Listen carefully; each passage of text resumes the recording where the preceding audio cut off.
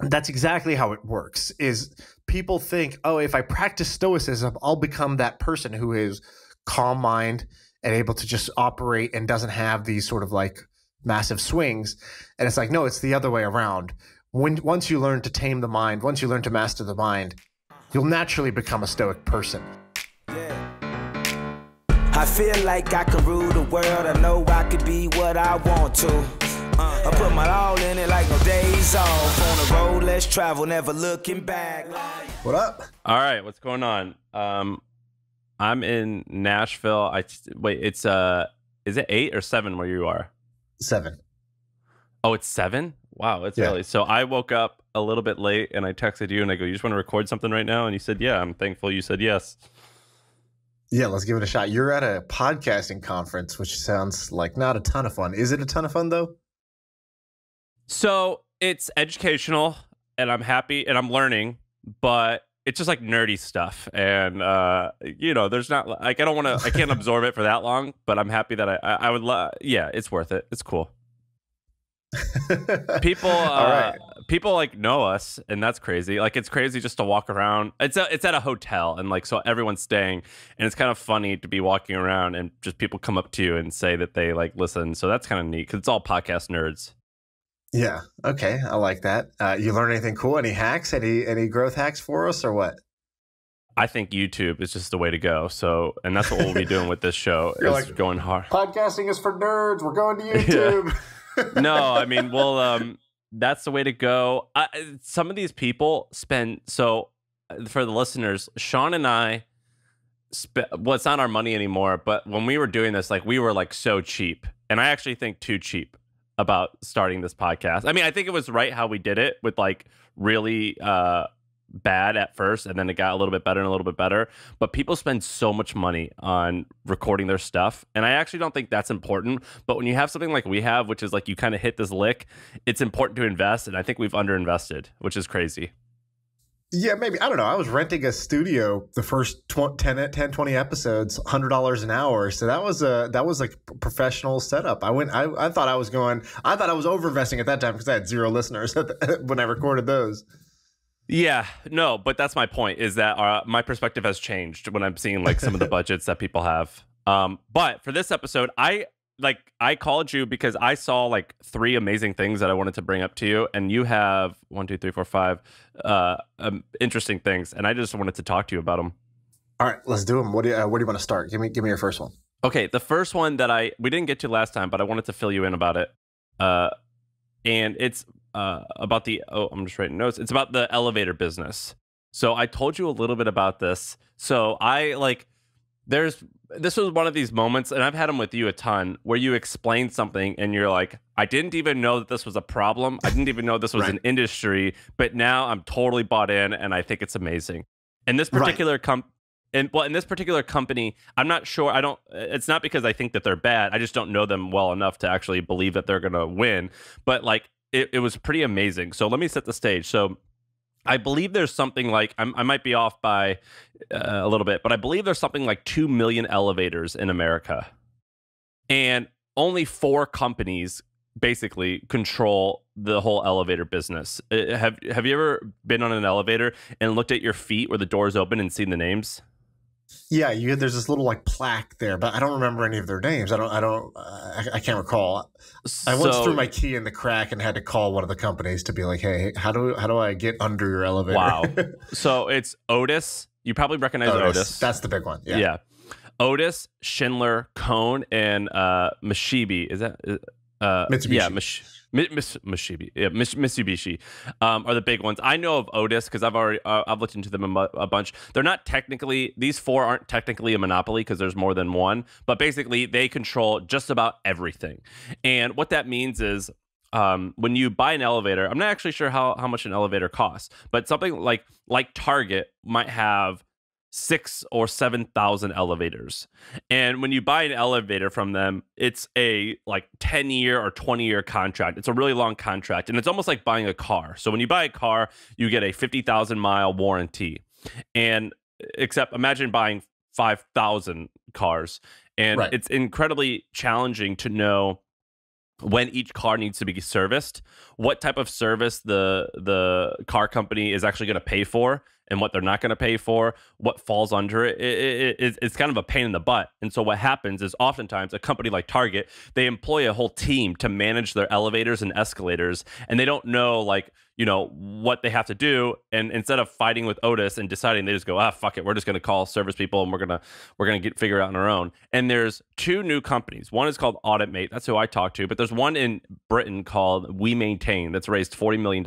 And basically what they do is they manage your elevator and escalator, like it's like fleet management, you know what I mean? Right. And they determine what, and I thought that this was so fascinating and very interesting. And when I heard about this company, I was like, well, I don't necessarily want, I'm not sure if I ever want to like invest in anything like this, but I would love to own it. And so the way it works is they charge $50 to $60 a month per elevator. And the name of the game is you just go out and find all the elevators and you say, look, we're going to be your agent, which means we sign on to speak on your behalf, and we're going to negotiate with Otis, and we're going to make sure that your shit's maintained, it doesn't break down, and we're going to handle all of it.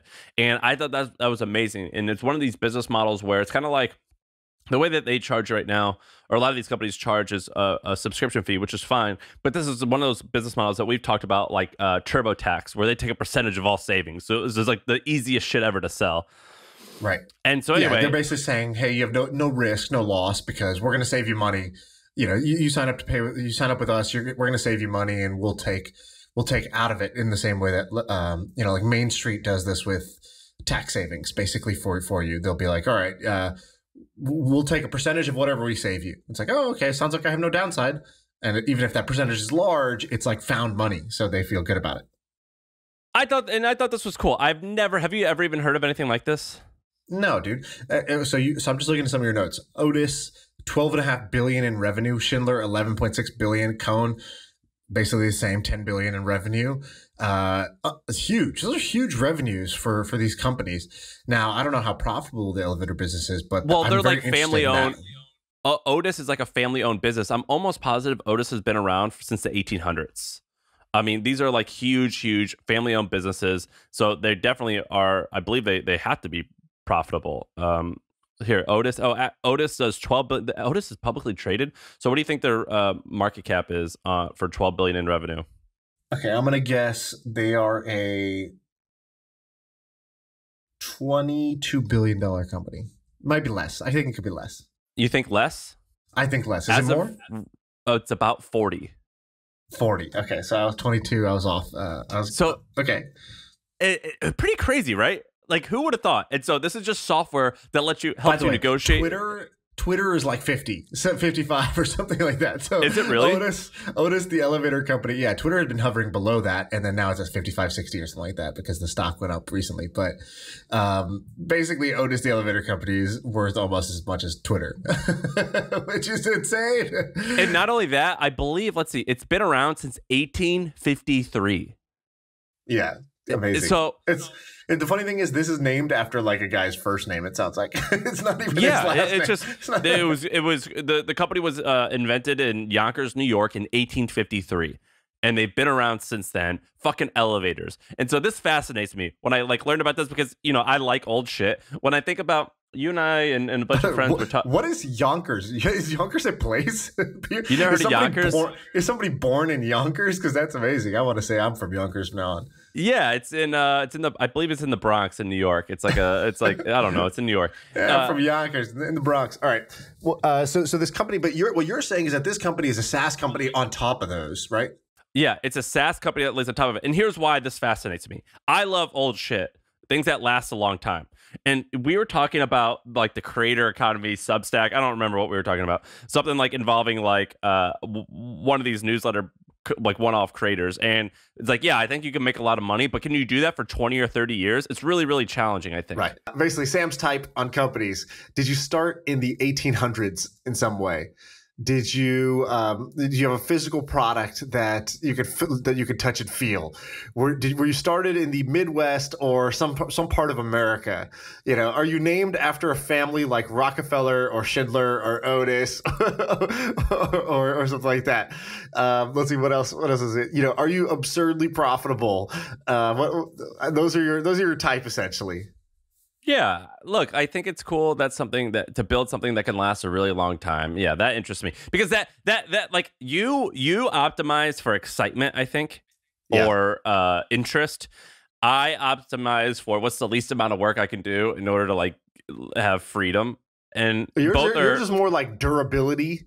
And I feel like durability is like number one. It's like, yeah, if you have this, you win.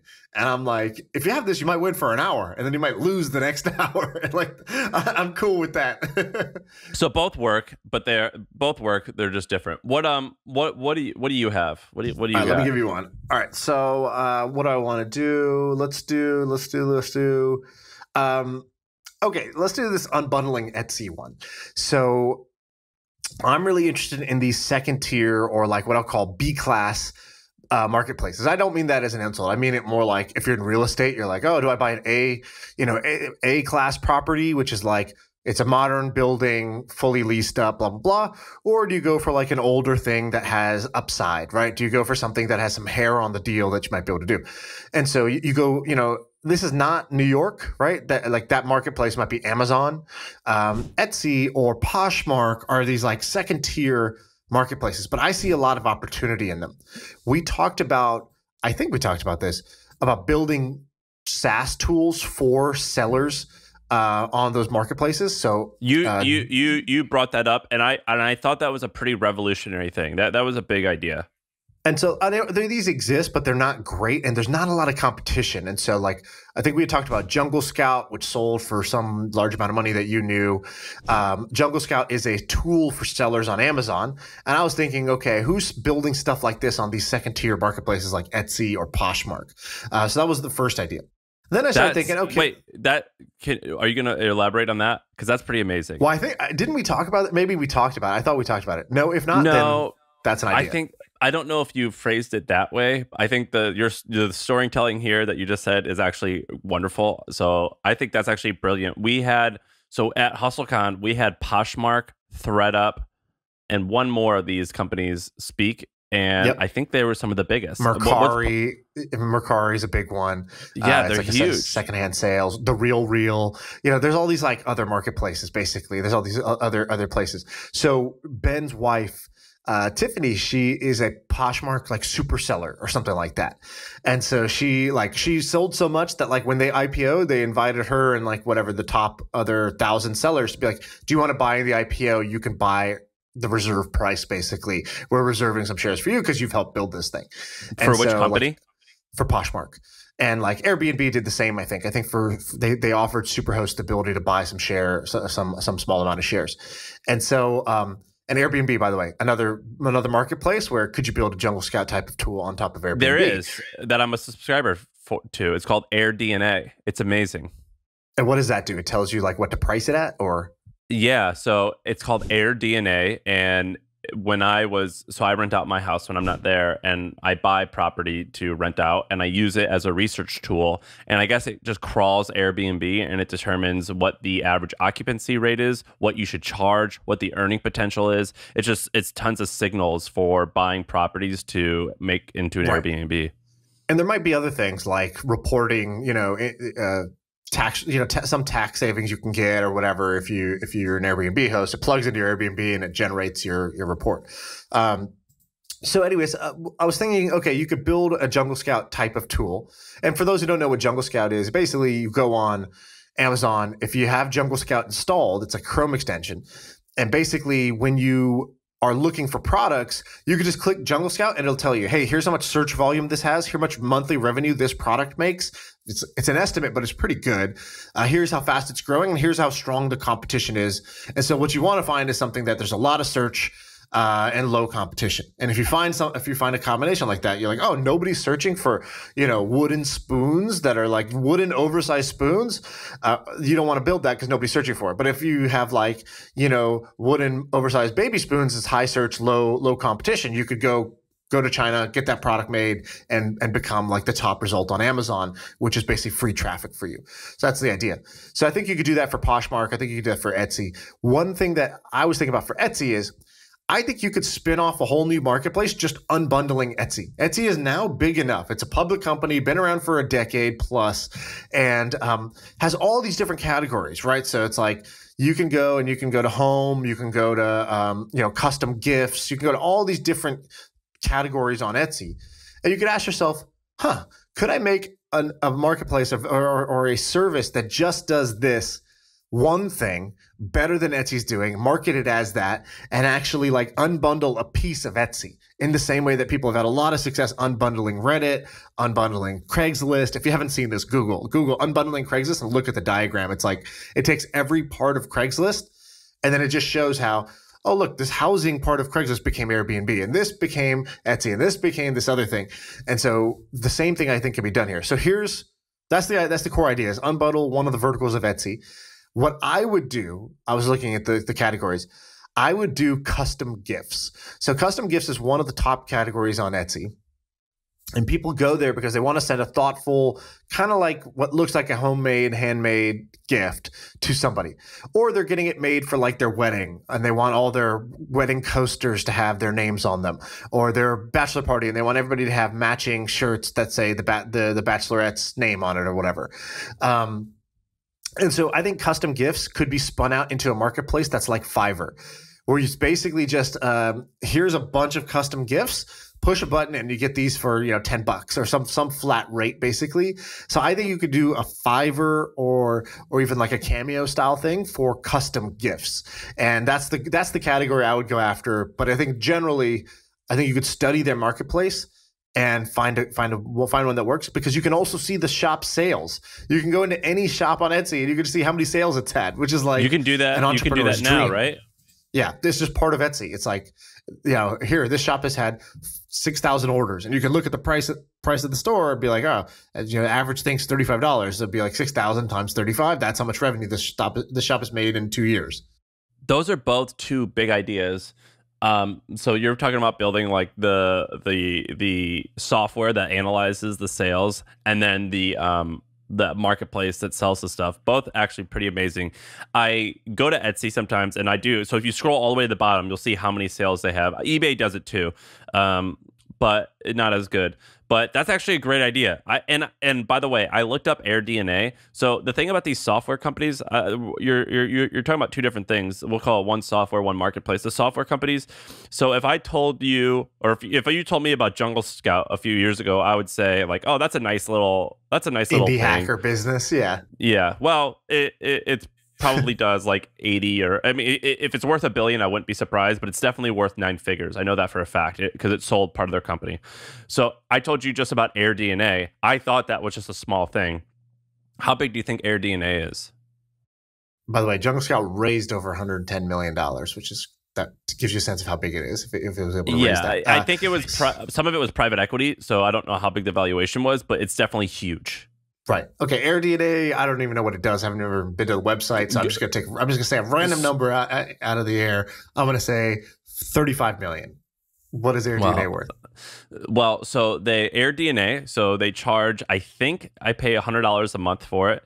In 2018, they did 4.9 million in revenue. In 2019, they did $8.4 million in revenue. They said they were growing 100%, so you could probably assume that I would actually bet that in 2020 they probably did 16, and then 21 I wouldn't be surprised, because there's a lot going on with investing in Airbnbs. I wouldn't be surprised if they're in the 30 million annual recurring revenue range, and they raised $8 million in order to build up. They bootstrapped to 9 million in revenue and then raised $8 million. So these are like these things that you would think are small, insignificant stuff that could actually be quite big. So that's a $50 to $100 million a year value business at that roughly those numbers you just told me. Yeah, it's a huge thing. And who would have thought? I never would have thought that. If you told me you're going to build this thing that analyzes Airbnb, I'd be like, not a chance. I would have been like, side hustles are cool. Yeah, you should be able to bring in the 4 or 5K a month, with your little Airbnb DNA tracker, whatever the hell you're talking about. and I would say I would have, if you had to guess what's bigger, Etsy sellers or Airbnb, I would think there'd be more Etsy sellers than Airbnb hosts. Well, the thing with Etsy sellers is that so Airbnb is very much, it's a lot more set it and forget it, and there's less levers to pull, and there's less like there's less like categories and things like that. Whereas like Etsy has like multiple different categories. Each one has its own little nuances. And then there's like such a wide variety of sellers where, yes, there's many people have houses, but they're all doing the same. They're offering the same service. Etsy's offering like a million different services to people. And so I think that's why it has probably a little more opportunity. What would you do? Why did you call it Cameo? Well, I was just thinking custom gifts. If custom gifts is this big of a market, I would just start with that. I'd say custom gifts. Maybe the end product wouldn't be a physical gift like Etsy. Maybe it would be something like a Cameo where it's a video or just making a jingle for somebody, or it could be with celebrities or non-celebrities, but basically some way to send a custom gift to somebody. If that's such a big part of Etsy, maybe you could rank for it in search or run Google ads and hijack some of that traffic of people looking for custom, handmade, whatever, custom name, blah, blah, blah, and be like, yeah, we do that. We'll put your name on a shirt. Yeah, it's not as nice as Etsy. It's, we just took the generic Etsy look and we just mass produce it basically. That'd be one way of doing it. I'm on board with that. You want to move on to another one? Yeah. Let's All move. right. So I'm going to weave two, one of mine and one of yours. I'm a big UFC fan. So are you. So DC, Daniel Cormier, he's retired now, but he's a big fighter, and he posted this thing, and I'd seen ads for it, but he posted that he's now going to endorse this thing called Fit to Warrior, and I went and looked at it. So Fit to Warrior, it's incredibly interesting, and so what they do is you spend $2,200, and in 6 months they take you. Is it 6 months? Maybe 3 months. I think 6 months. They take you from being a complete noob, so you're just a guy off the street. Isn't it Wimp to Warrior? Oh, sorry, I spelled it. Yeah, it's Wimp. My bad. That Fit to Warrior wouldn't make sense. It's called Wimp to Warrior. Wimp to Warrior. They take just you off the street. You give them $2,200, and I think you get like 100 classes or 50 classes. What did I write?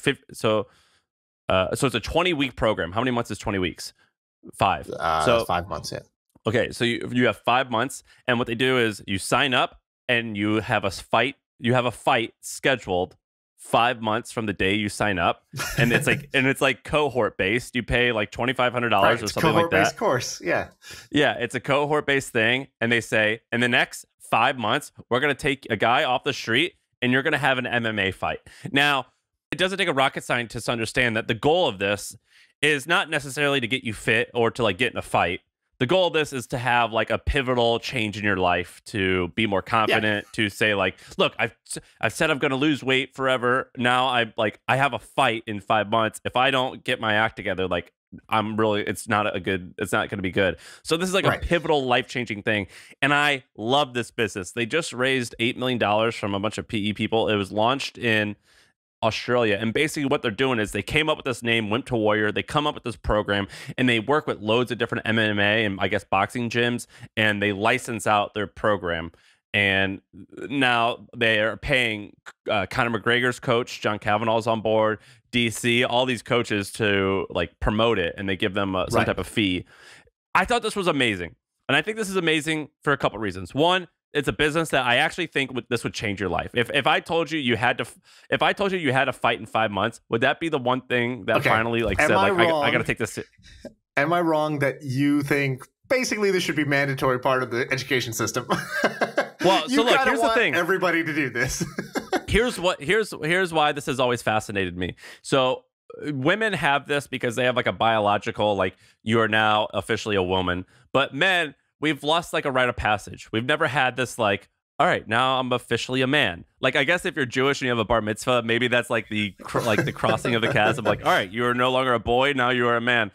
And like we had this, like I love the Spartans because they do this thing where they'd say, all right, you're 14 or whatever. Now you got to go out in the wild for 5 days and you got to survive and just come back when you're done. Right. Men, American, we don't really have this like this modern day. Yeah. Yeah, and so I love these type of transformational, like, all right, it is official. There's a start, beginning, and then like an end type of thing. So I love that. And you up here, you want to talk about mental fitness. I've also done like meditation. I love Headspace. I love Calm. I do buy into mental fitness stuff, but it's a little bit tough because it's not like intense. And so I love these intense programs, and I think that they can be great businesses and incredibly fun and fulfilling to run. Yeah, so I think there's a couple things. First, I hadn't seen this. I thought McGregor's coach, John Kavanaugh, I thought he invented this because he was the first one always talking about, oh, we're doing Wimp to Warrior. It's so good. We have 200 people doing it this season. And he just kept doing it. And it was like they take average Joes. You come in and you basically say, cool, I'm going to turn into a fighter. I'm going to train like a fighter for X amount of weeks. And then the graduation, the culmination, the rite of passage at the end is you do the amateur exhibition fight or whatever with somebody else from the program, I think. So it's not like you're not in a ton of danger. I think it's really cool. I didn't realize that there was like a business underneath this. And so just to do the math, so basically what they're doing is they're licensing this out to gyms and they're saying, hey, this is a great customer recruitment like mechanism, right? So you run a Wimp to Warrior program. We'll give you the branding. We'll give you the business in a box kit. And what you got to do and we'll send you the customers. And we'll send you customers because we have star athletes and coaches promoting this because it's a feel-good thing for them too. And so we'll send you a bunch of interested people. They'll find a Wimp to Warrior program near them, and you be my operator. So it's asset light. You do all the work. We will just do the marketing and create the brand on top of this. I think this is actually really, really smart. I would invest in this company, even though it seems like so crazy fringe. I think that actually there's a very nice model. It's better than Tough Mudder, better than Spartan Race, better than all those because they take on a ton of operational overhead. They're a traveling circus. And so I like this model a lot better. So, okay, I think Wimp to Warrior is cool.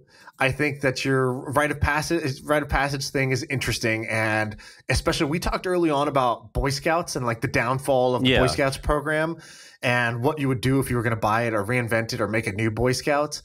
And I think we were onto something with this, and we should keep looking for the opportunities that are here. I'll tie this into the mental fitness thing. We did a segment on Simone Biles in a podcast two episodes ago or one episode ago. Yeah. And we ended up cutting it. So it's in the lost files, along with me and Sam's sparring footage from when I went to his house in Austin. And the reason we cut it is because I had a strong take. I was pretty but we didn't. I didn't have all the details of the story. I didn't realize that I thought this was when she said I had like a mental breakdown. I was like, oh, that's like crazy. Like that's nuts. Weak. But then, yeah. And then there's like these like the twisties things. I'm like, all right, well that's like that's like an injury. That's your leg's broken type of thing.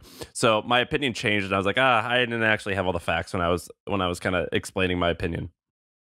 Yeah, that's true. And so we basically were like, we sent it to Sam's wife, and we were like, hey, what do you think? Too much? And she was like, yeah, a little too much. And so we kind of, but I thought there was one part of it that was interesting, right? Like, so yeah, nobody really cares about Shaan and Sam's opinion on Simone Biles, even though kind of that's whatever. It can be interesting. The more crazy your reaction, the more interesting it gets.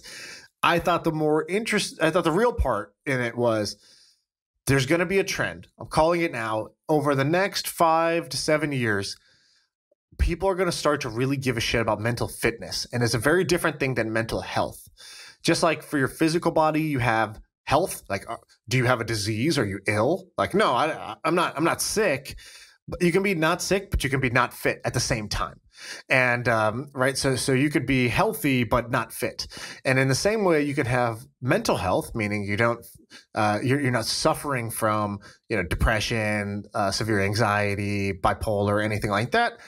But you can also not be mentally fit. And, so what's a fit person, right? Sam's a really fit person, really physically fit. If you work out with Sam, you go for a run with Sam, you'll be like, God damn, this guy can run. He's, he can go long distances. He's fit.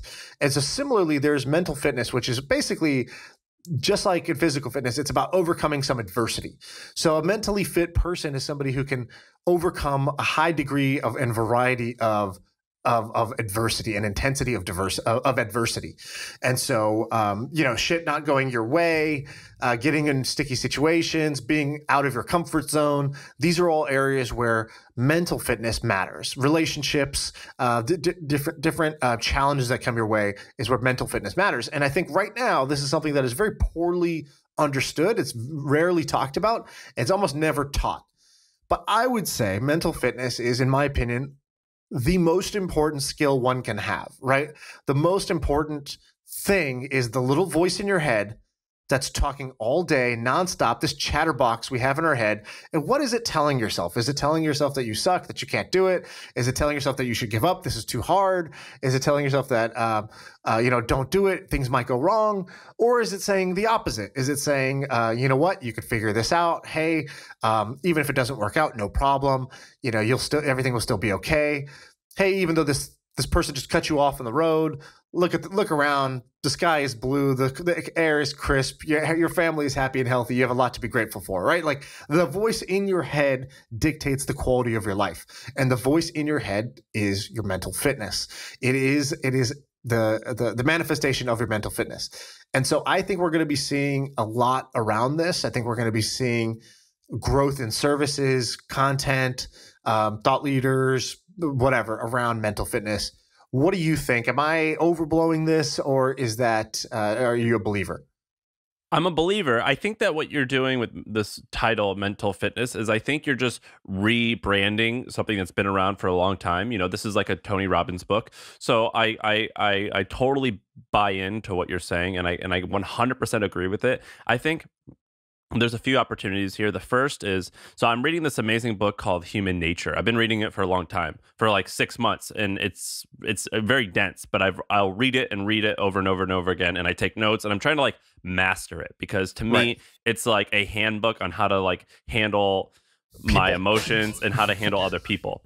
Now, what I would do with this is, what I would want to do is almost have like a wimp to warrior type of program where I can spend a fair bit of money and have a very intense program. And I think that a mental fitness type thing, I think that's a lifetime of learning, and that's like a lifetime journey. But I do think that there is like transformational moments and series of your life that could actually level you up significantly.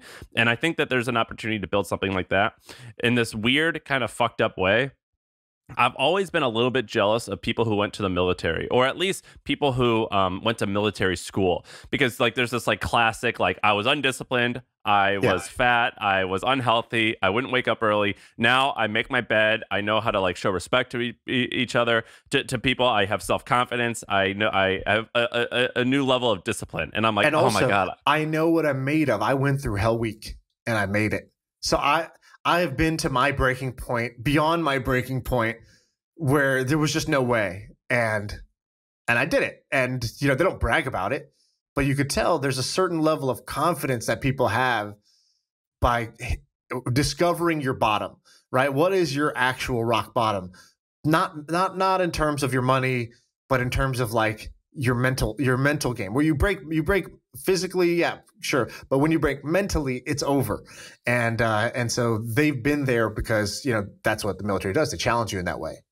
And I've always been jealous of that. I'm like, man, I wish that, like, I say it in a joking way, but I'm not actually joking. When I'm with my wife, I'm like, I wish I would have went to military school, because like there's some like discipline stuff that I don't have that I wish I would have had. And it's almost like I've searched for like what type of programs can I go to, where it's like basically like the soft version of that. It's like a fat camp version of that, where I can just like spend money and they just like insult me for a week.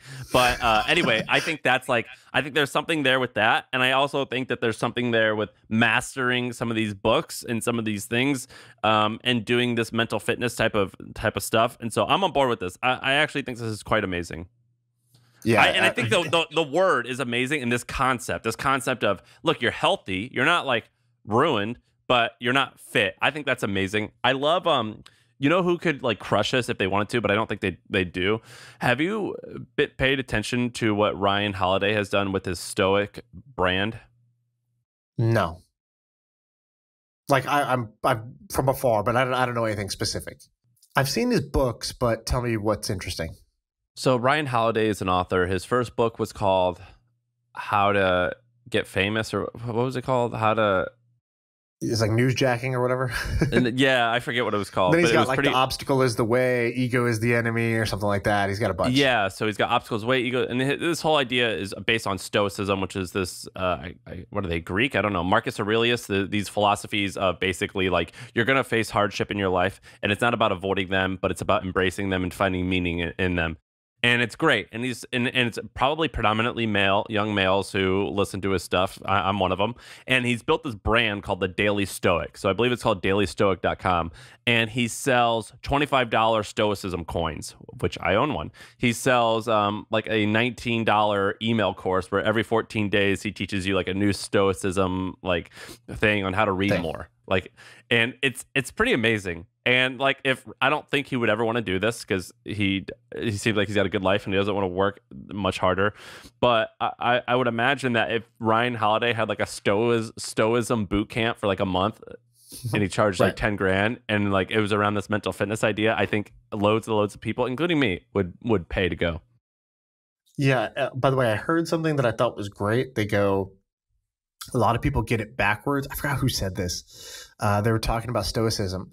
And I was like, yeah, Stoicism, I get it. You're supposed to be stoic. And then that brings you sort of this calm and this peace and this like sort of like really stable mental game. And he goes, no, it's the other way around. When you calm the mind, you become stoic. You don't become stoic to calm the mind. And I thought, oh, that's so true, which is that that's exactly how it works. Is people think, oh, if I practice stoicism, I'll become that person who is calm mind and able to just operate and doesn't have these sort of like massive swings.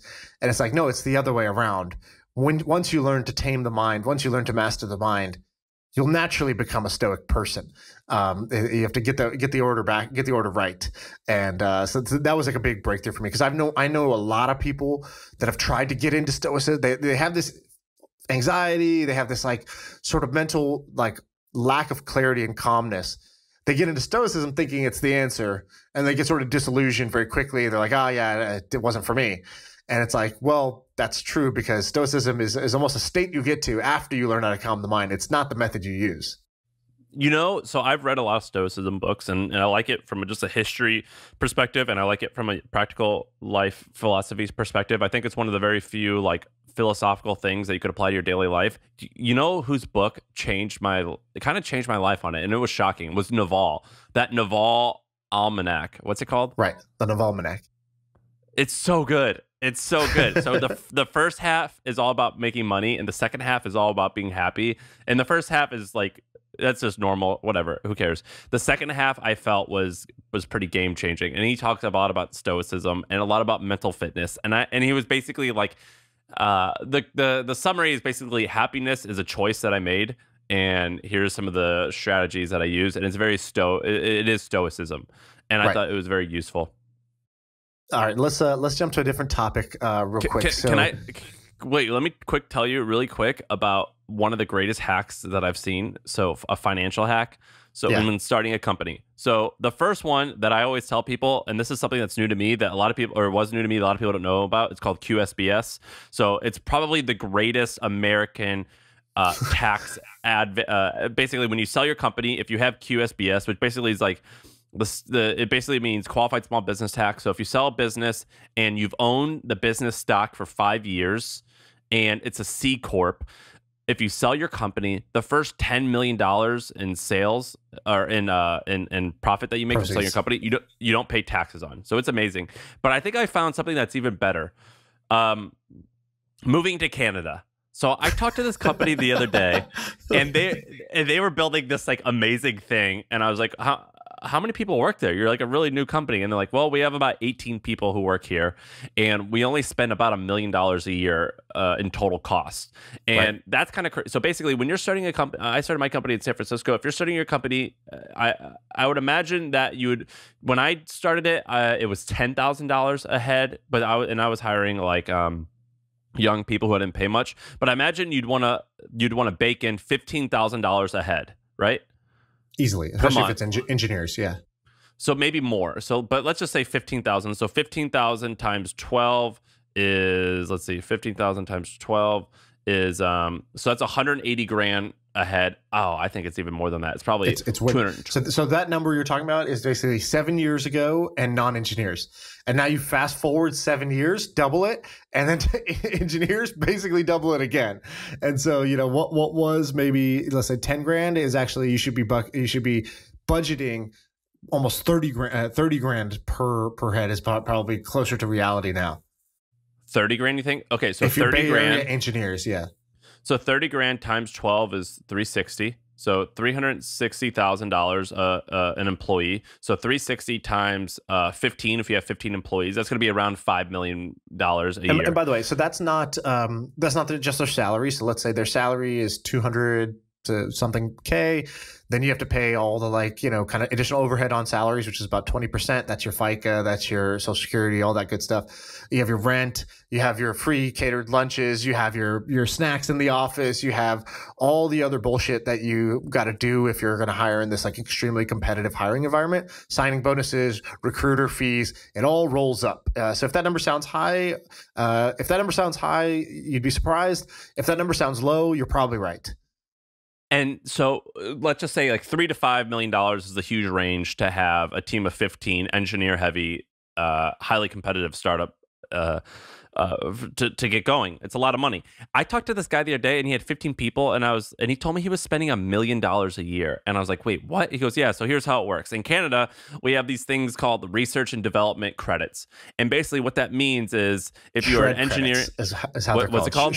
They call them SRED credits, even though it's SRED, but I think when people talk about it, they call them SRED.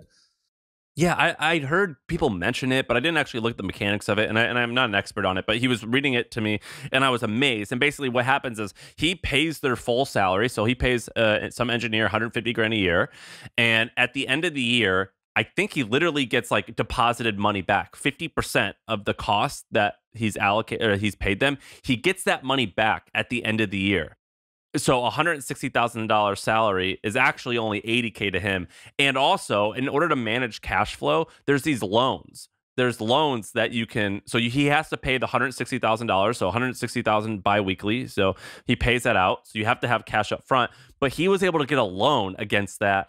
And so he gets a loan up front. And then at the end of the year, after paying taxes and things like that, he gets the salary money back. This was amazing. And he was telling me all about it. And this guy was based in Toronto. And I've never been to Toronto, but it sounds like an amazing place. There's a company that you should check out for this. That's kind of cool. So most companies aren't going to make the drastic move to Canada. So there's a company. It's part of Atomic. If you've ever seen it. And while you're pulling that up, I think the best arbitrage to do this in, or one of the easiest, is service-based businesses. But I think you can't do it unless they're engineering. I feel like it's only engineering roles. I believe it's for anything that's research and development, right? Which usually I think is no, because at the Hustle we got a tax credit for some type of research and development stuff, and I had to go through each employee and kind of guesstimate what percentage of the time is on research and development, and you can do this for agencies. You can get a fair bit of money back.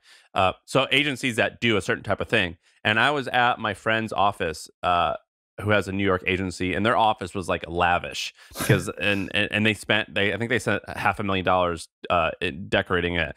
And I was like, well, why do you guys do it? And he's like, well, this is just what you got to do to keep up with everyone. And I was like, well, fuck, I don't want to play this game. I'd rather keep up with other people in other places. And I think that we have a friend who has an agency and he sells to Silicon Valley and New York companies, but he does this arbitrage thing and he makes way more profit than most huge agencies. The company I was talking about is terminal.io. I think they basically, their startup is a smart idea. They basically were like, hey, we will spin up a Canadian engineering office for you. So you want these credits, you want these cheaper engineers, but you don't want to relocate yourself and your whole business and figure out SRED credits and figure out where to go find engineers and figure out, the best coffee shop in Toronto. Cool. We will do the engineering office for you and you just pay our bill. And basically they're kind of like a recruiting / spin-up agency for talent in this region, which I think is pretty smart, a smart arbitrage. Now they're doing it in kind of a fancy way. I think anybody could really do this. I think it's a smart idea. Yeah, and so anyway, this guy made this. I had this whole conversation, and then he made this offhanded comment, and I'm like, wait, what? And that it totally was there was a big shift there. And I was like, I'm sorry, I know we're not supposed to this isn't the main point of this conversation, but can you tell me everything about this? Right. And that was pretty amazing. You want to do one more? Yeah, let's do one quick one. All right, what's fun? Did you see that Reese Witherspoon sold her production company for $900 million? Yeah, and a lot of people caused a fuss about that. And I don't entirely understand the business, but I think people caused a fuss because they don't understand what the buyers were getting. But I don't positive. understand what they're getting. Why is this worth $900 million? They get 3 TV shows and her team? Well, so this is like kind of bro science. So I want to preface, like, I haven't done like entirely a bunch of research on this, but Reese Witherspoon has had this production company, I think, since like the early-ish 2000s, so for a long time. What that means is I believe that she owns the rights. You know, do you realize that Reese Witherspoon is like she's grossed like over $1 billion? I mean, she's like one of those people that she's like the Killers.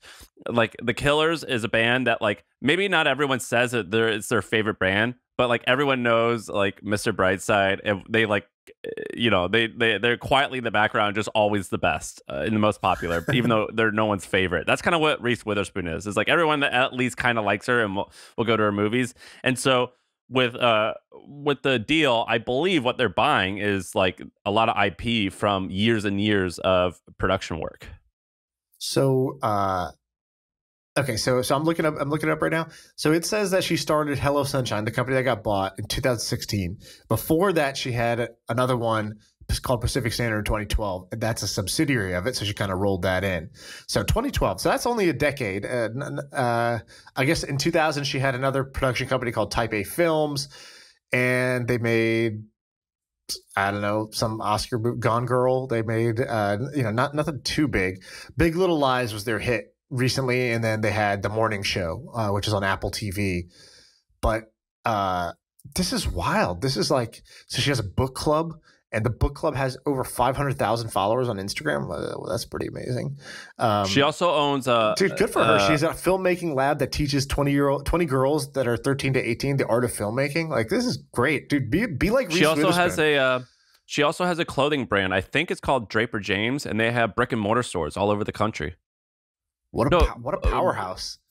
Reese is kind of like an Oprah thing, where she's just got a web of like a variety of different things. She's a baller. She's also kind of a baller because a few years ago, her and her husband were at a party, and they drove home, and her husband got pulled over, and I think he got a DUI, and she got out of the car and like confronted the cop, and she's like, "Well, I'm going with him." So she got arrested with her husband. So she's kind of a boss. No, it's amazing. I think if I remember correctly, I believe her company was bought by Kevin Mayer, who recently was the CEO of TikTok America, but got fired because of all the stuff. And before that, was Disney. He the CEO? Was he a CEO of Disney, or he wasn't president? The CEO of Disney, but he was president, and he like was the president, I think, of Disney Plus before, like, when they launched or whatever. Yeah, so he's a big swinging dick, and he basically, they bought this company to build a conglomerate of like some type of media company. I don't entirely understand the structure. These deals to me always seem very complicated, and they seem very like deal makey. Like, I just don't understand the numbers, right? Because like I'm looking at I'm looking at the assets. So they have Gone Girl, which made $360 million gross in the box office, and then the next highest one was $50 million. So they have 4 films, of which, you know, nothing huge. And then they have on TV, they got Big Little Lies, The Morning Show, Little Fires Everywhere. Those are the 3 shows, you know, and then there's 6 that have been bought or sold to either Apple TV Plus, Amazon, ABC, Netflix, whoever. I just don't get how you get to that number, because I feel like to do that, you basically need to like The Office was getting $100 million a year of like streaming royalties. That's like, you know, the top, or Friends, you know, those were getting $100 million a year. I feel like there's a pretty deep drop off after that. So I think this is like a Beats by Dre acquisition is kind of what I see it as, which is basically somebody being like, cool, we get Reese and then some stuff. Great. I think that's basically like when Apple bought Beats, and they're like, great, we get Dr. Dre, and we get whatever his name is, Jimmy Iovine or whatever. Plus we get some headphones. All right, $3 billion. Yeah, we'll pay $3 billion for that. But I think it's like the most expensive acqui-hire. The company that bought it was Blackstone. They're the funding, and I would imagine they're pretty savvy. I don't know if they overpay for a lot of stuff. Well, Blackstone is funding that guy Kevin Mayer. Kevin Mayer's company is the one who bought this. So I think it's more like I think it's more like a Quibi thing, where Kevin Mayer, in this case, Quibi was started by, what's his name? Jeffrey Katzenberg. the guy who started DreamWorks. So he was able to go raise $2 billion because he's like, I'm Jeffrey Katzenberg. I started DreamWorks. And then he used it to go buy a bunch of content. And it all evaporated into $0. I think that's more like what this is like versus some like real asset that you can analyze and say, yeah, it's worth that. Dude, congratulations to Reese for getting that bag. She is actually amazing. Reese Witherspoon's pretty amazing. Have you seen what she? She's like, I think she's in her mid 50s, isn't she? I don't know, but she's killing it, and she looks exactly the same. Well, she looks exactly the same. They get like shot up all over their face, and they look the same, or it goes the other way, and they just look super weird, and they're like, yeah, it's just gone wrong. We'll end on this one last thing. The new COVID strain is called like whatever Delta, the Delta variant, Delta Plus is the new one. I was thinking about this morning. First, Delta, how shitty for Delta Airlines, just for the new COVID strain to get named after you. God, that's a tough loss to just wake up to. It's like, which scientist just decided to name this Delta? Like, that's not cool. And then I was thinking, it's a scary name. I was thinking, what would that be worth to them if you were Delta? If you were Delta, what would you pay some lobbyist, some bribery to some scientist? How much money would you shove in the briefcase for this to not be called the Delta variant? It's like, call this the United variant. Call this the Southwest variant. Don't call this the Delta variant. So I'm staying at this hotel. It's called I don't know what it's called, Gaylord Opryland, or I don't know what it's called, but I think it's called Gaylord. I mean, Gaylord Opryland. That wasn't like a joke. That's what it's called. And I'm in this like wing of the hotel called the Delta wing, and it has like a bright red sign that says Delta Wing, and I'm just like, when I'm seeing this, I'm like, oh man, this is just like not good. They're like a hospital wing. But yeah, did you associate Delta Airlines with the variant? I didn't. It's gonna happen. I mean, Corona beer with the coronavirus, like, that can't have been good for them. I didn't associate Corona beer too much with that. Did you? I mean, yeah, people did. It's like that. It became the word of the year, and it's associated with like the deadliest virus in 100 years is the coronavirus. And who owns Corona? Their own thing? Except for nothing good comes from that, except for the like college bro who's like, bro, I've had the coronavirus for 5 years, been loving Corona, ever since. It's like that joke. That's the only upside you get. Everything else is downside, and so. I don't know. I feel like Delta should pay, they're worth, I think, like $25-30 billion, something like that. Who do you pay? You can't pay anyone. But I'm saying, what would they pay if they could push a button and make this go away? I feel like this is worth $1 billion to Delta. Like easily, this is worth 1/25th of their market cap. This is worth a 4% swing in like brand value perception. Who's going to want to fly on Delta with the Delta variant going around? I just feel like there's some weird association. I flew here on Delta. That's my airline. And you're staying in the Delta wing, so I think I'm selling on the Delta wing. You're just huffing Delta. All right. Yeah. Anyways, I feel like if I could secretly present the CEO with a button that said pay $1 billion and this goes away, this isn't called Delta, I think he pushes that button. Yeah, I would agree. All right. I think we had an action-packed episode. We'll see what people think. I think we gave like 8 good things. Good. All right. And all right, early morning episode in the books. Enjoy the podcast conference. All right, I'll see you. See ya.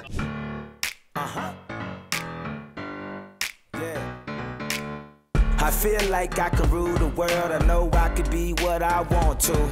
I put my all in it like no days off. On the road, let's travel, never looking back.